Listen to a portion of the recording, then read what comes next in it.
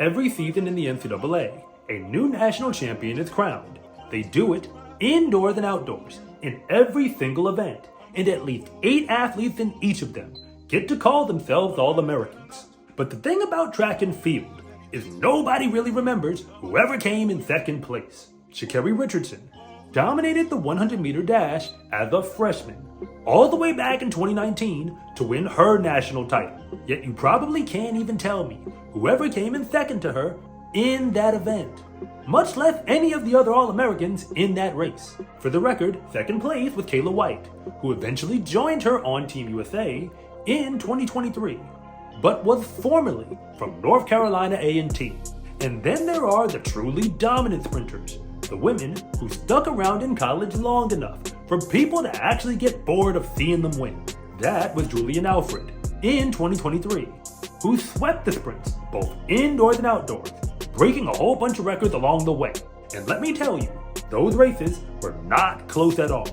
You could easily argue that Julian Alfred is the greatest women's sprinter we've ever seen at the college level. I wouldn't even be mad at you.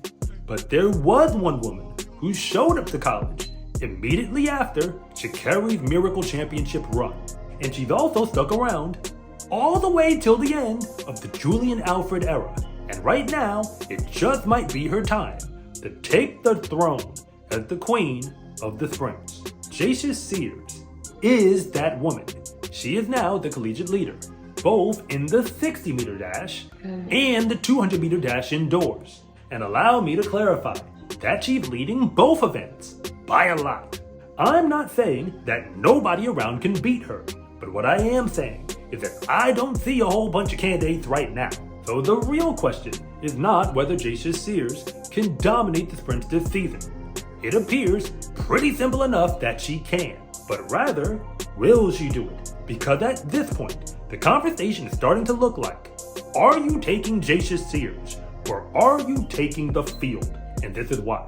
And if anything that I say actually connects with you, it is always greatly appreciated if you would please like and subscribe. But if I don't, just let me know in the comment section, because I try to read them all.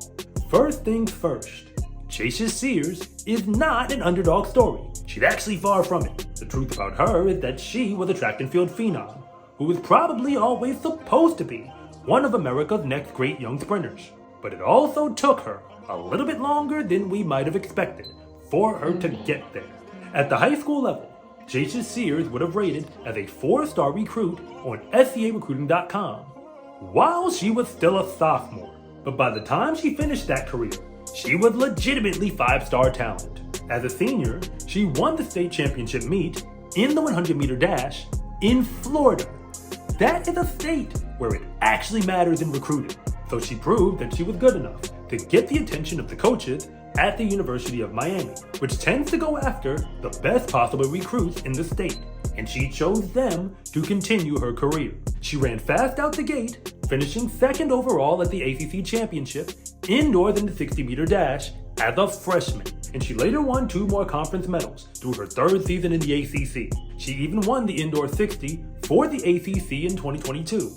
But nobody really paid attention, because throughout all of that time, she never qualified for an NCAA championship meet. The thing is, when you are a 5-star recruit, you are supposed to win big at the NCAA level. If you don't, at the very least, make the NCAA championship meet, then anything less than that is clearly a disappointment. That is perhaps why she looked to make a change, transferring to the University of Tennessee, where their sprint coach now is Dwayne Ross. For the record, he's the same man who coached Kayla White to finish right behind Sha'carri Richardson all the way back in 2019. In a Tennessee uniform last year, Jacious finally took the leap forward that everybody knew she was capable of. She ran huge PRs in all of her events and won the SEC title, indoors in the 60-meter dash and outdoors in the 100. Those performances landed her not only in the NCAA championship meet, but in the finals for all of her events. The only exception is the 200 indoors, but she finished 9th overall in that event anyway. She went 3rd in the 60 indoors, and 3rd in the 100 outdoors, and 4th in the 200 outdoors. And we all know who was in front in all of those races.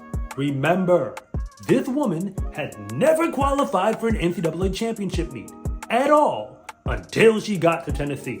When you consider that Julian Alfred is now gone from college to run at the pro level, it makes a lot of sense that Jacious Sears is now at the top of the leaderboards. She underachieved for the most part through her entire Miami career, at least by any standard you would actually give to a 5-star recruit.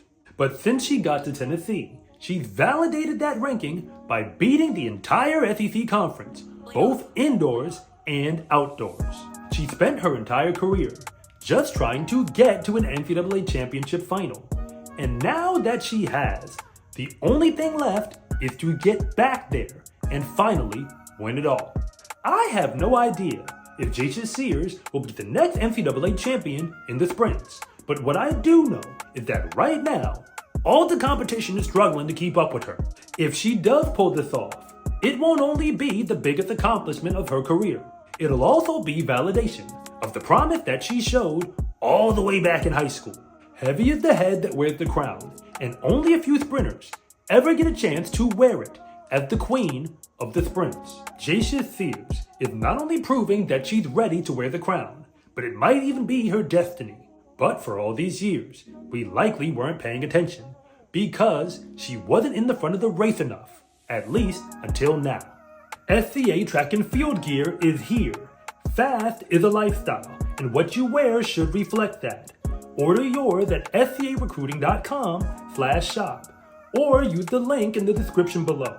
It's a huge support to me and this channel, so I can continue to make you more content like this. And remember, it is always greatly appreciated if you would please like and subscribe.